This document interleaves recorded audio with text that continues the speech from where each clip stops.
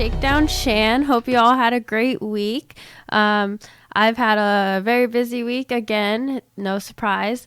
I've been doing so much social networking, and again, like I keep telling you all, I'm getting great feedback, just a lot of great content ideas from you guys too, and I really do appreciate it. I've done a lot of research the last few days too. I've been reading. I have a lot of stuff to go over today, and I probably won't get through it all, but we'll try. So today I want to talk about a little bit of hypocrisy that's been going on just with the whole Middle Eastern conflict. It's just been a whole path of lies since the beginning to get over there. And so anyway, I have this article pulled. It's an article about a war reporter who goes to the Middle East and reports over there what's been going on. He's been doing this for years. His name is Robert Fisk, and he recently went to Syria after the alleged chemical attack happened, and he wrote about his findings. And so Zero Hedge did a article on his findings and has some excerpts, and it's kind of a long article, but I think it's really important. I've read it 2 or 3 times now, and I was highlighting things through it as I'm going, of things to tell you guys, and it was just all mind-blowing to me that I'm like, you know what, I'm going to read the whole thing to you. So today's going to be a little bit of story time, and with some of my input. So anyway, let's get going. So, like I said, this is from Zero Hedge, and they're talking about Robert Fisk. He is a British journalist, and his findings over in Syria are pretty impressive. Like the amount of stuff he was able to find out that mainstream media hadn't commented on at all, really. Okay, so here we go. Robert Fisk's bombshell first-hand account for the UK Independent runs contrary to nearly every claim circulating in major international press concerning what happened just over a week ago on April 7th. This article, by the way, was posted April 17th. So any new information that has come out, bear with me on that, because this is just relating to everything we knew up to the 17th. Let's see, where was I?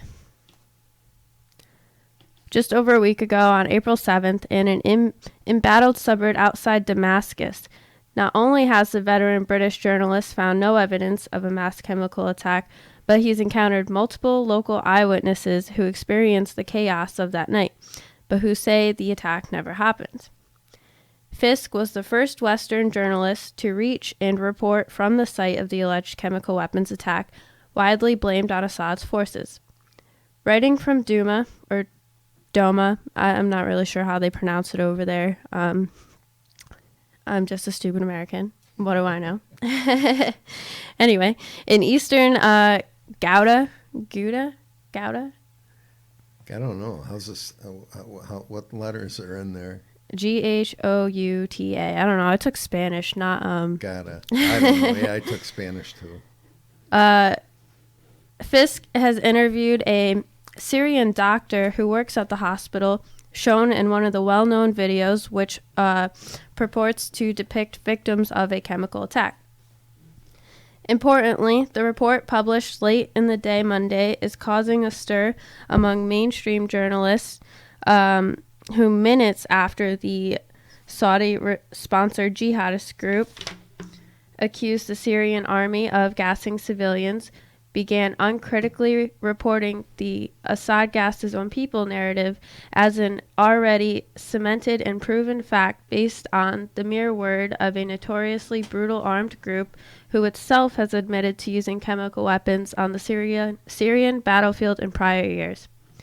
So this is important to me right here because, I mean, you can do all the research you want. You really have to read in between the lines of all the research you do. You're going to read things on one side and read things on another side, and it's really up to you to try to pick apart the truth, and if you can find any at all. And so anyway, it makes me upset a little that people, like it says, minutes after the alleged attack, are reporting as if they completely know. I feel like people should give it time, learn stuff about it, and report actual facts. Anyway, so these reports were from a anti-Assad group, a jihadist group, and we, of course, are going to take that and use it as an excuse to fire up propaganda against Assad. This is one of the regions that we have left in this plan of regime change. I think it was back in the 90s it started. They decided they were going to start this regime change idea. They had 7 countries. They wanted to go in and overthrow the regimes. And Syria is one of the ones left to go into. And what a perfect excuse, right? So anyway, also notable is that no journalist or international observer was anywhere near Duma when the purported chemical attack took place. Controversy ensued immediately after Fisk's report, especially as he is among the most recognizable names in the past 4 decades of Middle East war reporting, having twice won the British Press Awards Journalist of the Year Prize and 7 times winner of the British Press Awards Foreign Correspondent of the Year. The New York Times has referred to him as the most famous foreign correspondent in Britain, while The Guardian has called him one of the most famous journalists in the world. An Arabic speaker, Fisk became famous for being among the few reporters in history to conduct face-to-face interviews with Osama bin Laden, which he did on 3 occasions between 1993 and 1997. I think he's crazy. I wouldn't do that. But I mean, if you're a journalist, you got to get out there and find out some way. You got to go from one extreme to the next, get your information from what appear to be the good people and the bad, and then somewhere come along the middle. That's right. The truth lies in between somewhere. Anyway, Fisk says he was able to walk around and investigate newly liberated Duma without Syrian government or Russian minders. In part, this is likely because he has reported from inside Syria going back decades in war-torn 1982 Hama, for example. And he begins his account as follows, and here's an excerpt from his findings. This is the story of a town called Duma, a ravaged, stinking place of smashed apartment blocks and of an underground clinic whose images of suffering allowed 3 of the Western world's most powerful nations to bomb Syria last week. There's even a friendly doctor in a green coat, when I track him down in the very same clinic, cheerfully tells me that the gas, and gases in quotations, videotape, which horrified the world despite all the doubters, is perfectly genuine. We'll get into that in a minute. So, side note, he's talking about how ravaged and smashed up this place is. And let me tell you, that's because of us. So we're over there bombing them.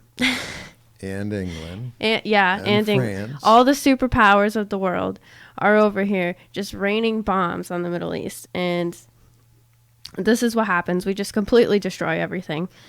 Going on. So the video is genuine that the video took place there. But as we read into this more, you'll see what he's trying to say. War stories, however, have a habit of growing darker. For the same 58-year-old senior Syrian doctor then adds something profoundly uncomfortable. The patients, he says, were overcome not by gas, but by oxygen starvation in the rubbish-filled tunnels and basements in which they lived, on a night of wind and heavy shelling that stirred up a dust storm. So something about this place that you need to know is that Duma has like this underground tunnel system because their city is just destroyed.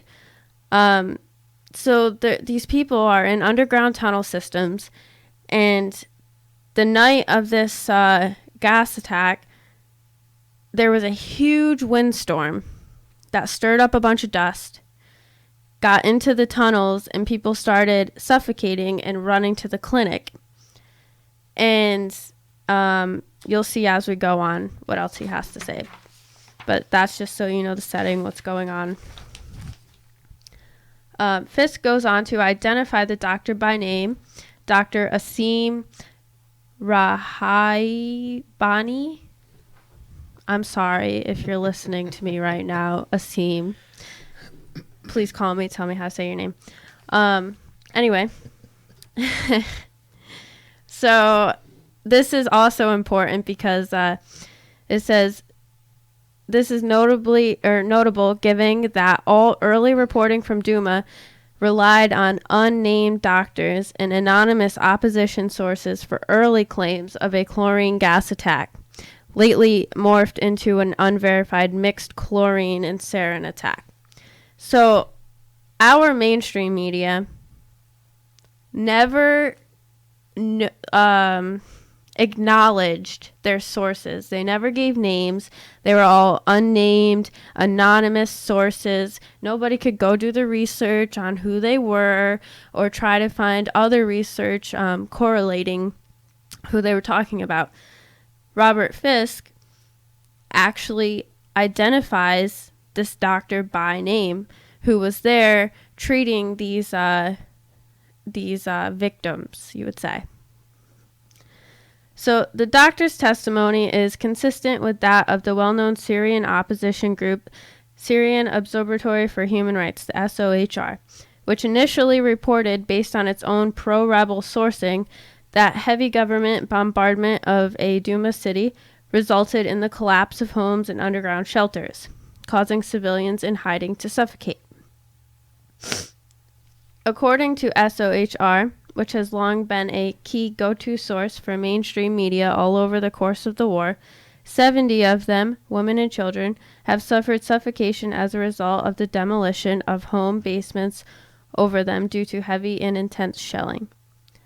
Though outlets from The Guardian to The Washington Post to The New York Times have quoted SOHR on a near daily basis throughout the past 6 years of war, the anti-Assad opposition outlets reporting of mass asphyxiation due to collapse of shelters has been notably absent from the same publications.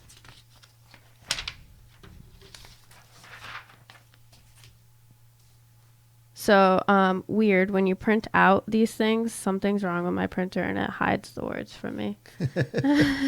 Now, as you know, after you get through a little bit, I'm going to play, I always play anti-advocate against you. Yes. Okay, so I've got some things that I've been researching while you're giving, so I'll just put it out and you can.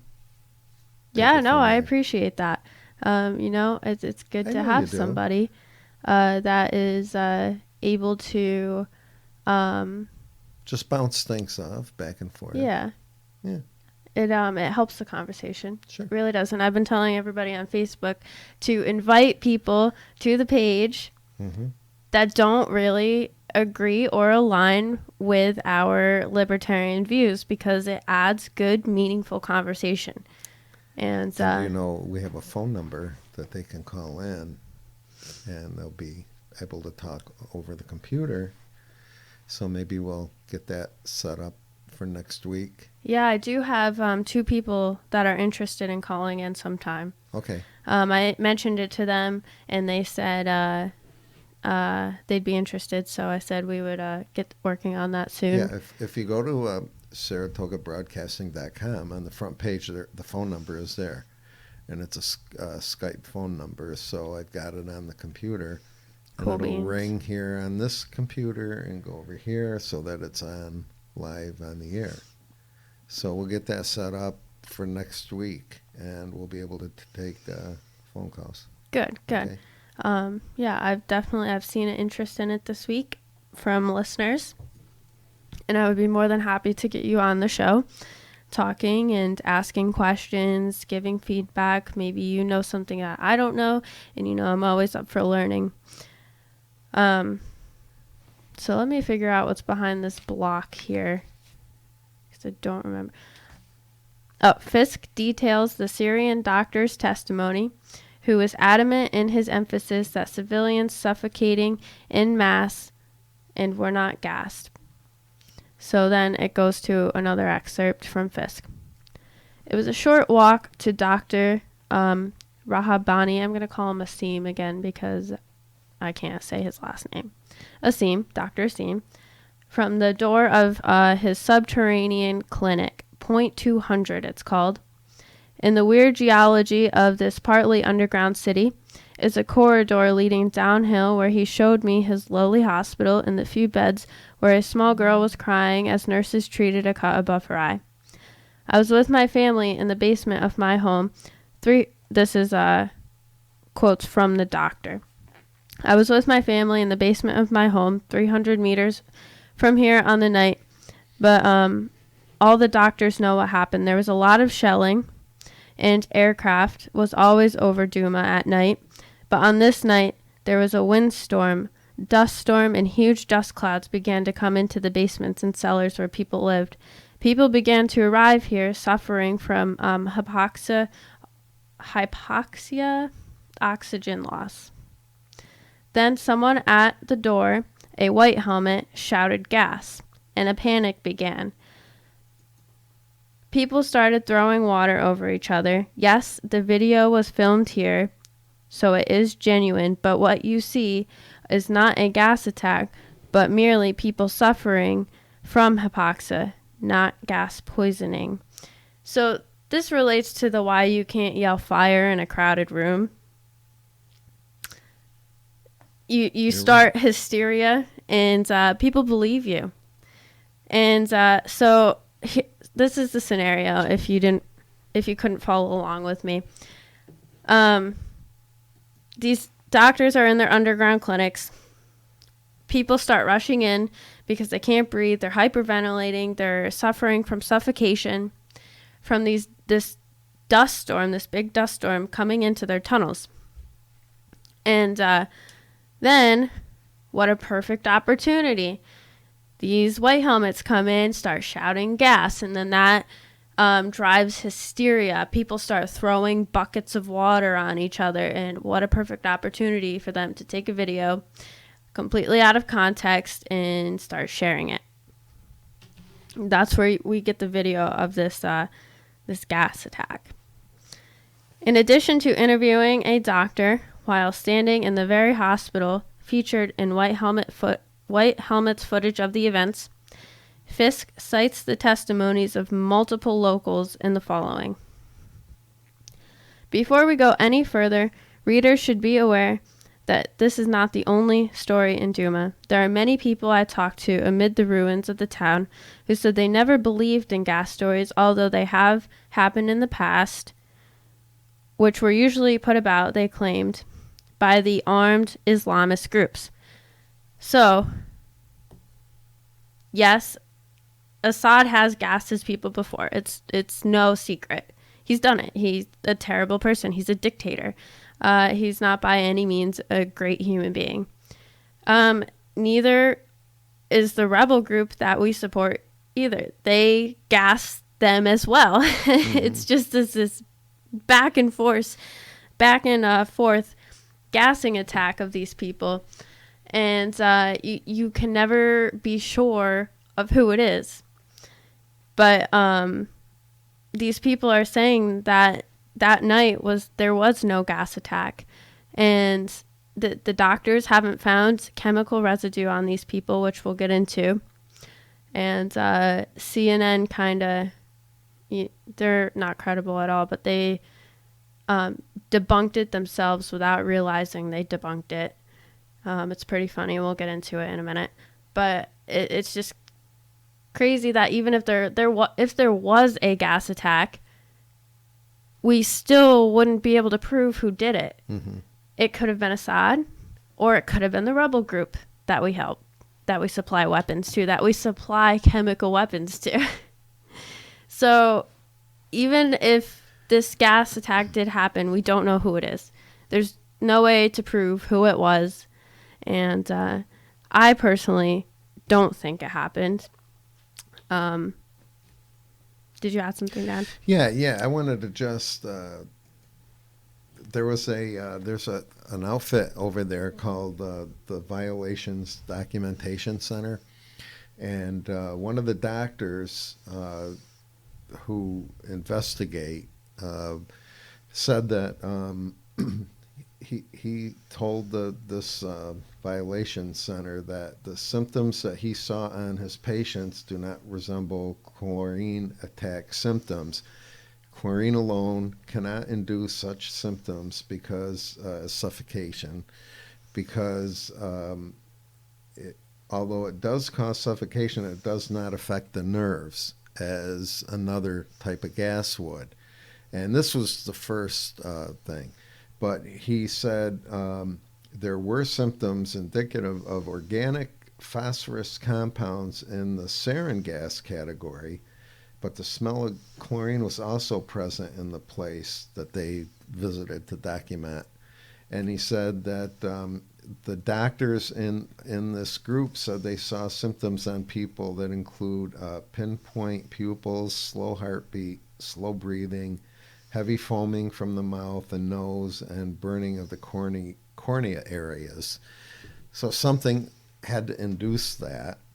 And I think you would say that it would have to be some sort of gas, whatever, either a combination of chlorine and whatever the other one, sarin gas, but by who? We don't know. I mean, I think mm-hmm. it's... I honestly believe that it happened, but I wouldn't be able to say who did it with authority. And I don't think anybody can, because you're pitting one group against another. And they're just as bad. And they're just as bad as each other. And, I mean, gas warfare has been around made forever. illegal. Yeah, but it's been but... made illegal since World War I, when the Germans used nerve gas against the Allied forces, and they banned it and said they'd never use it in war again. So... But here we are. And I think you can make it. Anybody can make it. Yeah, you find the right chemist. And in wars, the rules are kind of like obscure. Yeah, as much as people say it's organized warfare, it's all guerrilla tactics. Yeah. Especially when we start arming these rebel groups. We've done it so many times. Al-Qaeda, that was us. Right. And in that Nicaragua, was us, and then it turned on us. The rebels we sent guns to. And, I mean, I always heard when I was growing up and we were at war against someone, or we would always supply the opposite group with weapons. And it always seemed that they would turn on us with our own weapons. Yes. And history repeats itself. Right. Like, well, I don't understand how these people just don't learn from these mistakes. Because they hate each other is what the thing is. I mean, hate is a terrible thing, and it can get out of control. We see what's going on in our own country. Yeah. And hate's a powerful tool. And these groups have been fighting, like we talked before the show, for thousands and thousands of years. They're the same religion, the same nationality, basically, Middle Eastern, but there's a group that hates the other group. Wars have been going on there for so long. The Crusades were 1,000 years long. I know. A religious war. Yeah. The Christians and the Muslims, that was 1,000 years of fighting there.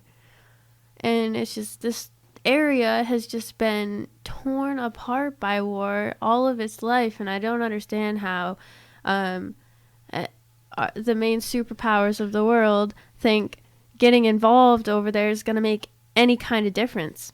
No. It's all considered humanitarian. Oh, these people are bad to their citizens, these dictators and everything. Okay, what can we really do about it? Well, if you take the answer's not bombing them. No.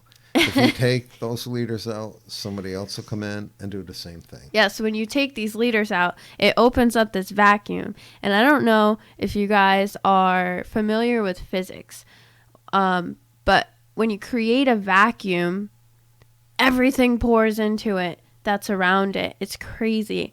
And so you create this vacuum. You got all this power vacuum. You got all these rebel groups and terror groups and just terrible, terrible people that want this power, and they all start flowing into this power vacuum. Mm-hmm. And somebody worse comes up. Right. And so we're not helping anything. The most we can do, I don't know what the answer is as far as resolving these humanitarian issues over there, but I know it's not war.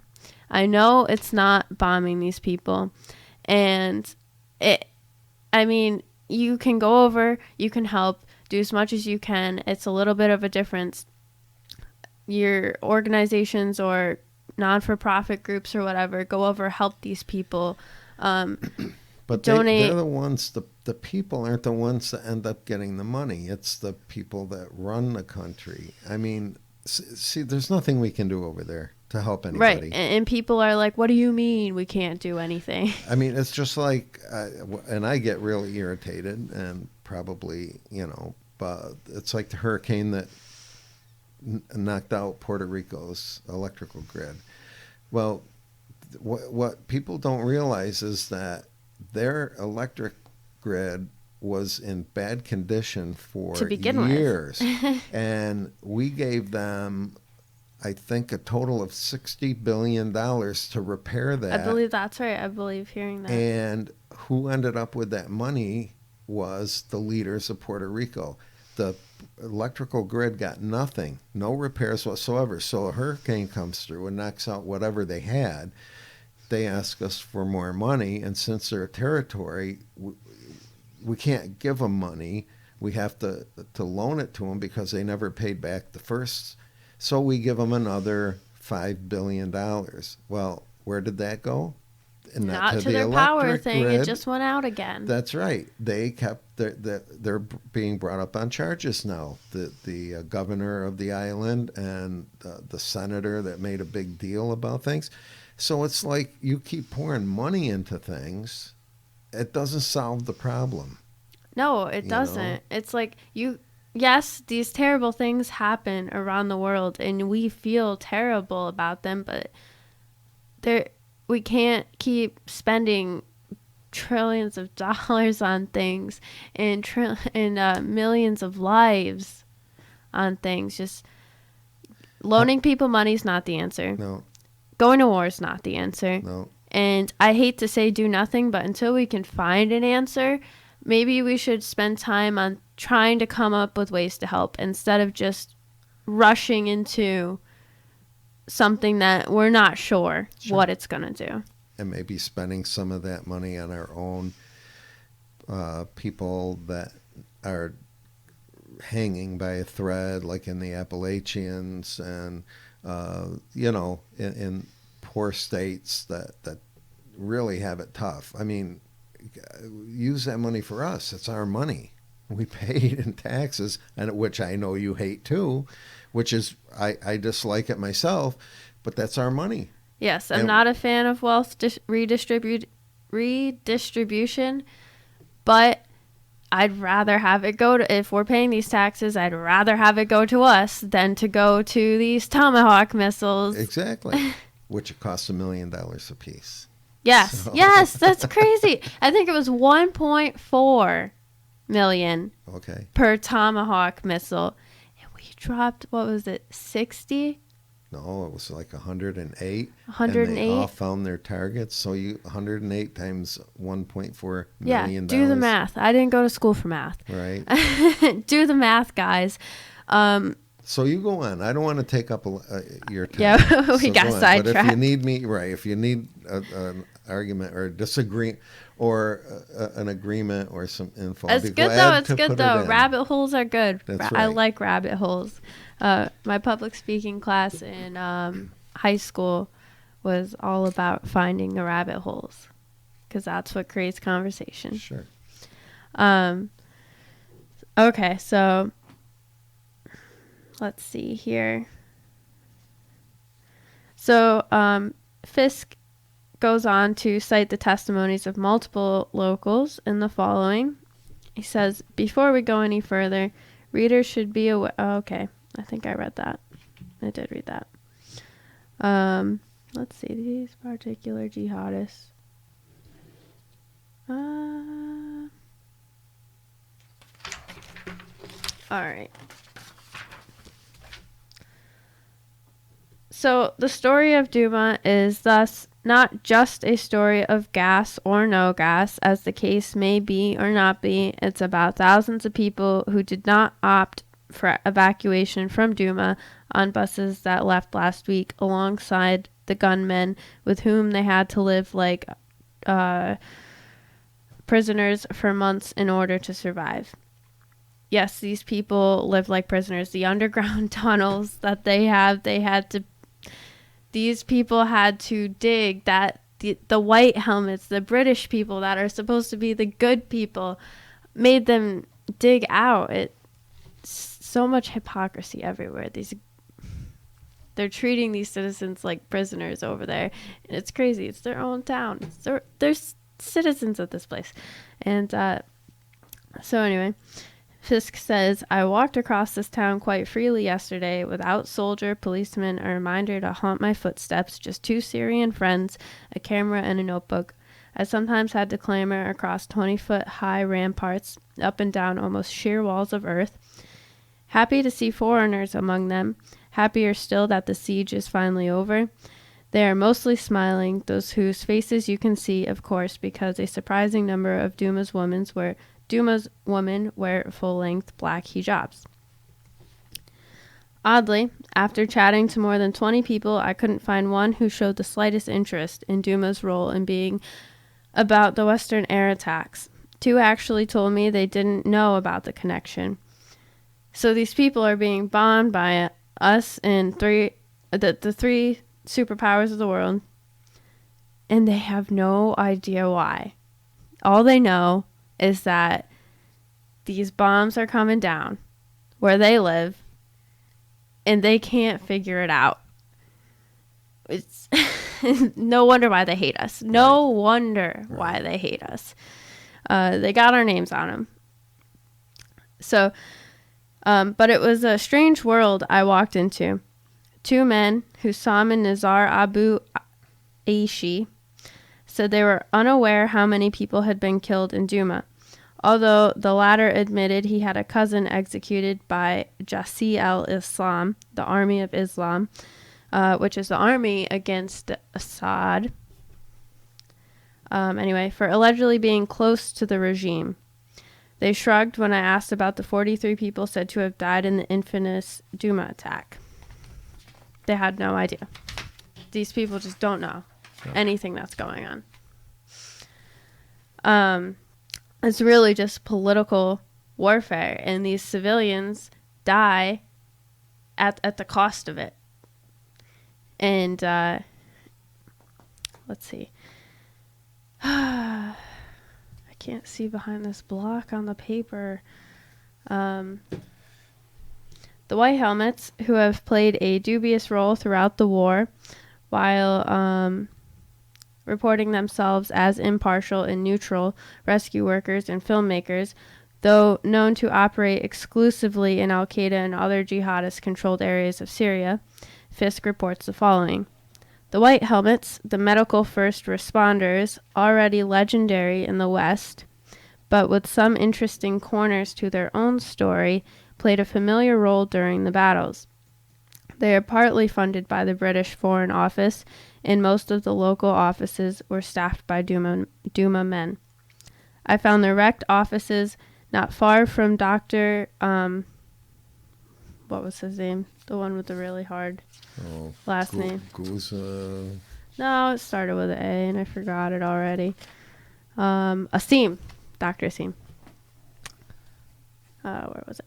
A gas mask had been left outside, a food canner with one eye pierced, and a pile of dirty military camouflage uniforms lay inside one room. Planted, I asked myself? No, I doubt it. The place was heaped with capsules, broken medical equipment, and files, bedding, and mattresses from previous events. Of course, we must hear their side of the story, too, but it won't happen here. A woman told us that every member of the White Helmets in Duma abandoned their main headquarters and chose to take the government-organized and Russian-protected buses to the rebel province of Idlib with the armed groups when the final truce was agreed. Fisk further narrates the strangeness of some of the reporting now happening far outside of Duma, which flatly contradicts the testimonies of civilians inside that he encountered. Okay, so now he's going in to talk about CNN reporting and what was the other one? No, I think it was just CNN. One American News.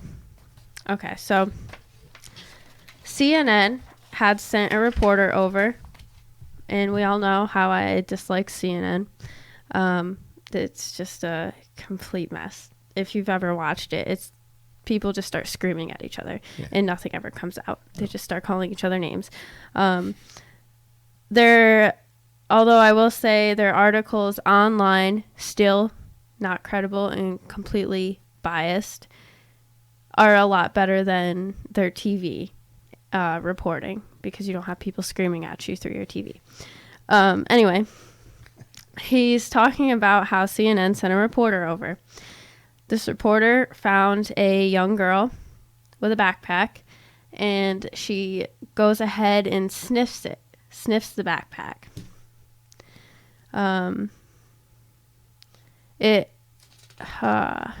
Where is this? Let's see here. Okay, so the girl's backpack was claimed to have chlorine and sarin on it from the chemical attack. This reporter goes ahead and smells her backpack, and all she says is, hang on.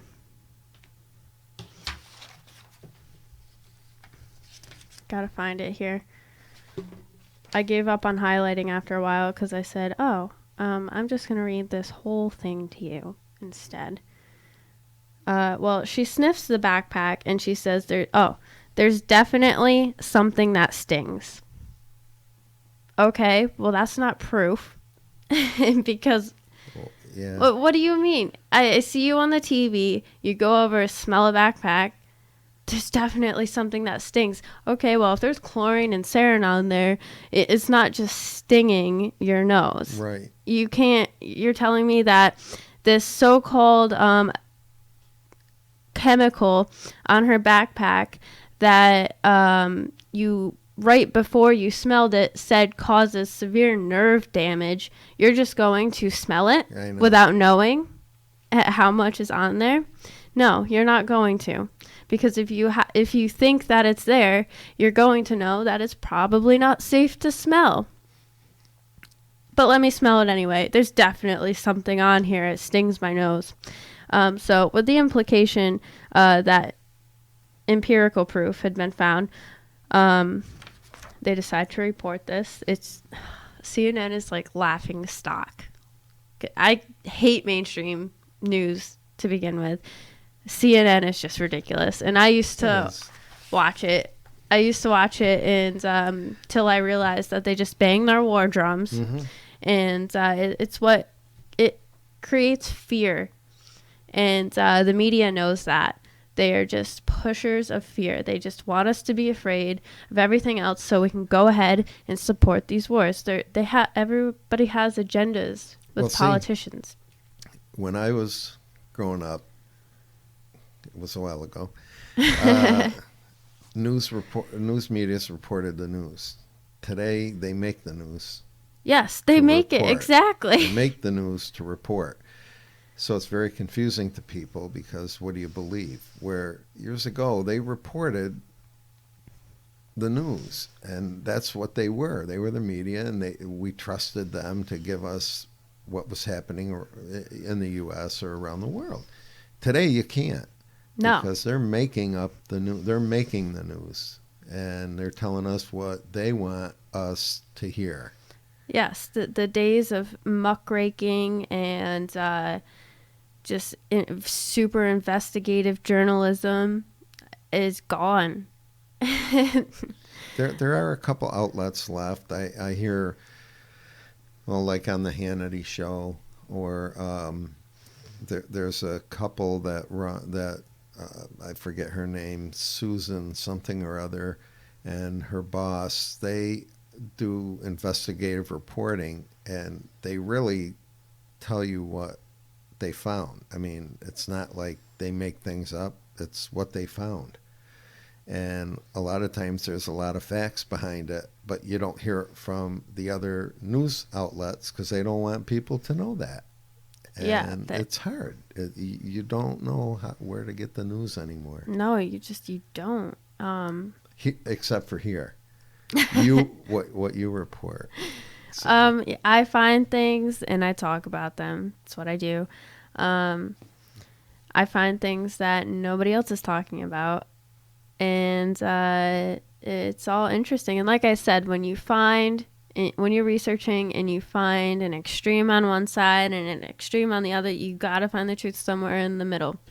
And all you can do is just keep researching, keep learning, and you got to do it with an open mind too. Like I said, I don't know if these gas attacks happened or not. I've got information on one side, different information on another. I don't know what we can really prove, and what was I saying? I don't know if it happened, but if it did happen, like I said, we don't know who it is. And just claiming that Assad did it is irrational. Not to mention that Trump ran on saying we are not going to war with Syria. Mm-hmm. He ran on that. People voted for that because he didn't want that war. He said it was going to be bad. Why? Because Russia would not like that. And warring with Russia is not a good idea at all. You think war in the Middle East is bad? Wait until we end up in a war with Russia. They're just as strong as us. We need to pull out, come home, stop bombing people. That's right.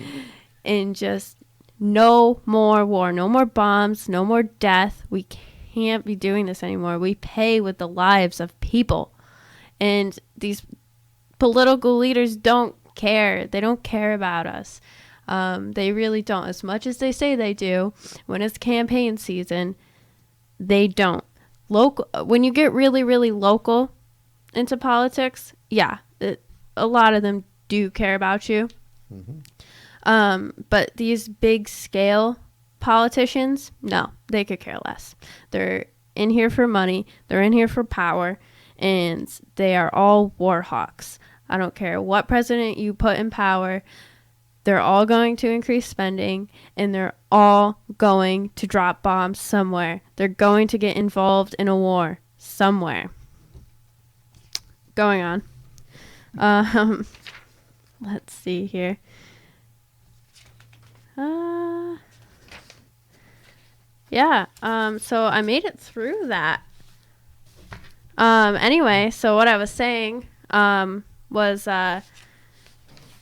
what a perfect way to start a war in Syria. Claim Assad gassed his people. Okay, let's go do something about it. Drop bombs, start a war.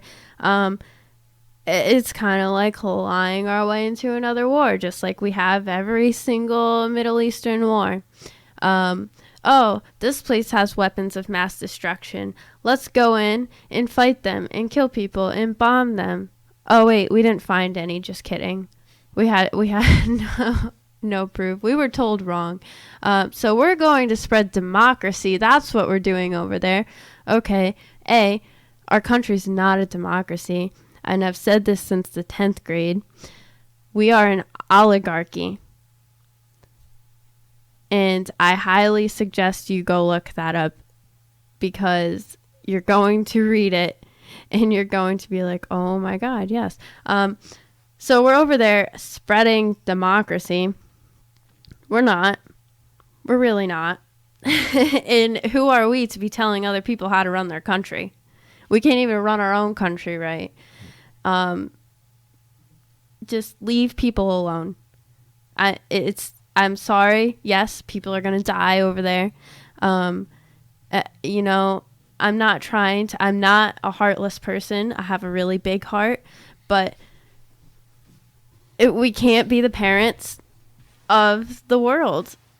We are the United States. We are not the supreme leader ruler of the world. And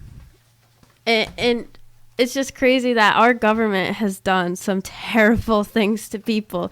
If you haven't heard about Standing Rock, go look into that. If you don't know that we had Japanese internment camps, go look into that. Educate yourself. Come back to me. Tell me what you found. We took anybody with Japanese ancestry that were living in our country, and we put them into internment camps. And people died there. Yeah, Hitler was a bad person. Guess what? We were doing not on as big of a scale as he was. We were doing almost the same thing. Just taking people because of who they were and throwing them into these camps. Nobody bombed us because of that. I mean, Pearl Harbor was bombed, but took place after that. Nobody started bombing our country. Why? Because it's not their country. They weren't going to mess with us, A. And B, we went to their countries. And we started a war overseas, not on our land. Okay, so I have something here, actually, that as much as I don't like Trump, I am going to quote him a little bit, just because he did bring up a valuable point. He says, on December 8th, 2015, he said this, so it was a little while ago. He says, this is about his travel ban, his projected travel ban on Muslims, and how people were criticizing him. I don't think it's a great idea either. You can't stop people because of who they are from coming to a country that was based on immigration. But anyway, he goes, take a look at what FDR did many years ago. He did the same thing. President Franklin D. Roosevelt signed a 1942 executive order that sent more than 100,000 people of Japanese ancestry to internment camps. This is a president who was highly respected by all. They named highways after him. They named highways after this guy. But he sent these Japanese people to internment camps. And here we are telling someone that we don't even know if they gas their people or not, that they can't do that. But we expect people to not tell us what we're doing wrong. It's just, there's so much hypocrisy everywhere, and I can't stand it. It makes me very angry, guys. So let's see here.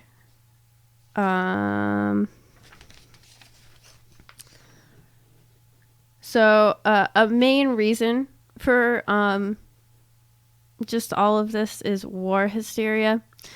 And, the Supreme Court never overruled the decision of these Japanese internment camps, which is just crazy because coming from this article, I quote it, it says, it remains the words of Justice Robert Jackson's dissent, a loaded weapon ready for the hand of any authority that can bring forward a plausible claim of an urgent need. The Supreme Court never overruled the Japanese internment camp executive order, which means it's still considered legal, still considered justifiable, which means any president in the future can do the same thing because it hasn't been overruled. And even if it had been overruled, if you had that much power, you could probably get away with it again, which is scary. Let's see. Okay, moving on. I know that's a lot of negativity to throw at you, so I'm going to throw a little positivity at you. Good. All right, so I know I have a lot of listeners in New York, and then I have listeners spread out through the country. Like I said, it's cool to look at the map and see where you guys all are. But anyway, this is pertaining to New York, and if you're not from New York, you should still support this guy. So there's this guy running for governor of New York. Thank God, because Cuomo's gotta get out. I hate him. Andrew Cuomo is the worst. And his father was bad too. Anyway, this guy named Larry Sharpe is running for governor of New York on the Libertarian Party. Okay. And he's actually coming to the coffee house this weekend. Oh, here? Yeah, here. Really? Yeah. What day? Sunday. Oh, I'm in New York. Oh, the city. Yeah. Oh, yeah, you have a game. Yeah, Yankee game. I'm not going to be able to see him either, but I am getting involved in his campaign. Okay. Which is exciting.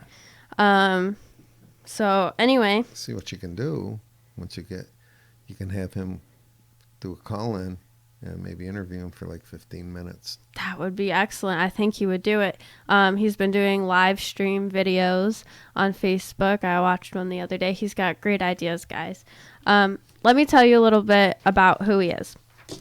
He's a businessman, an executive coach and management consultant, a strategic consultant for thought leaders in government, finance, law, technology, media, and healthcare, a teacher and guest instructor. He taught English, management, and business at Yale, Columbia, and John Jay College. He's a native New Yorker, Marine Corps veteran, husband, and a father to 2 daughters. He's known for developing other people into great leaders. He has about 15 years experience training and mentoring international executives, entrepreneurs, salespeople. He has a wealth of experience across a variety of industries. He empowers people to realize their full potential. As governor, he wants to empower New Yorkers to achieve prosperity and freedom in a new era of ethics and transparency. He wants you to know what the state government is doing. He doesn't want the government to be opaque. He wants it to be transparent. Larry will use his experience to guide the governorship into a position of transparency. I just read that one to you guys. Sorry. So Larry values duty, service, honesty, and loyalty that he got being in the Marine Corps. His experience imparted crucial skills like flexibility, resilience, discipline, and focus. With nearly 7 years of active duty and an honorable discharge, teamwork and strategic thinking are at Larry's core. He's attuned to the needs of veterans as well as to the value of human life and liberty. He wants to accomplish more with less, which is great. I think that goes into his tax ideas, less tax. He'll use this mindset to trim the fat in government while hiring the right talent to build a better New York. He's been all over New York. He said in his live video the other day on Facebook, Cuomo is a city person. He stays down there and doesn't really care about the rest of New York, which is so much bigger than the city. Yeah. I mean, I don't think he's been in the executive mansion in the capital of New York, Albany, once. I know, like the capital's not the city. No. The capital is Albany. That's right. Which is 25, 30 minutes from right here in this room. That's right. So Larry Sharpe has been out west. He's going out west next week, I think. He's up here this weekend in Saratoga. He's in Albany today. I can't make it to his little meeting. I was invited to a meeting from his field director. And he's trying to he's especially trying to reach out to farmers. Most of our land in New York is farmland. We have so many farms. He has a lot of great ideas on education. Let's get to education. Well, just before you go there, the largest industry in Saratoga County, as I'm sure it is throughout the state, is agriculture, whether it be producing farms or horse farms where they breed horses and race horses, but it's agriculture. However, it's going down, every couple of years because they take the properties and turn them into housing developments and that, which is not good. I mean, it's not and good just for all us. these tax burdens on farmers, right? Just really hurts them. Yes, they're trying to make New York better by being self-sufficient, growing food, having crops, having animals, cow farms. So I might have to get to this in another show going on with Larry Sharpe here. I'll try to get a few more things in. He has a core libertarian value, which most humans do. Most humans are pretty libertarian and just don't know it yet, because we all have these core values of we don't hurt people, we don't take their stuff, not a lot of people believe in, or I shouldn't say that. Some people don't believe in the free market, but the free market is the best option, which I'll have to get into more with Larry Sharpe and his views on the free market in a different episode.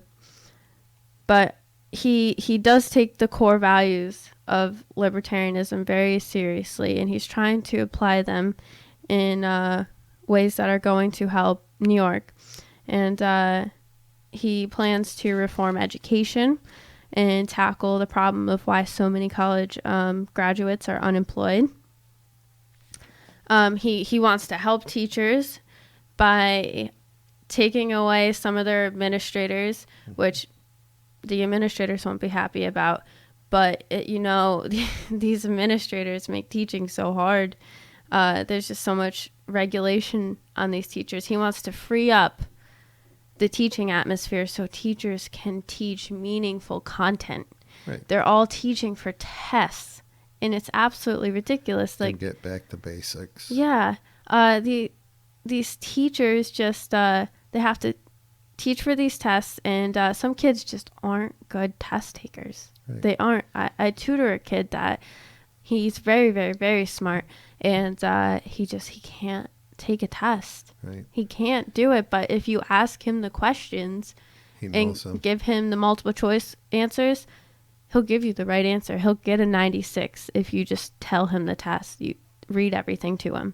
But if he has to sit down and look at it and actually take it in a time frame, he bombs it, and he knows all the answers. Well, I'll tell you, I personally think the problem with education in New York is that we have too many administrators. Yes. And we're paying too much money out for administration and not regulation. enough out for good teachers, so that, Right. and give them the tools to teach instead of, like you said, I hope this fellow, he wants to eliminate the testing part. I just talked to a teacher today. She took the day off because she has to get ready for testing for a week. And she said, we've been working for 2 weeks getting ready for testing for a week. She said, these kids do nothing but get tested. And she goes, it's terrible. They're not learning anything. They're not learning they're the just core. learning how to memorize things and spit it out. And they're not learning the core subjects that will get you to the next level. They're not learning how to think. That's right. That's right. That's a huge issue. Let's see here. I know I'm gonna save the rest of this for another time when we can dive deep into it, because Larry Sharpe is definitely worth getting into. I really hope he does a good job against Cuomo. I know so many people are sick of Cuomo, and I think he could do some really great things. So thank you for listening.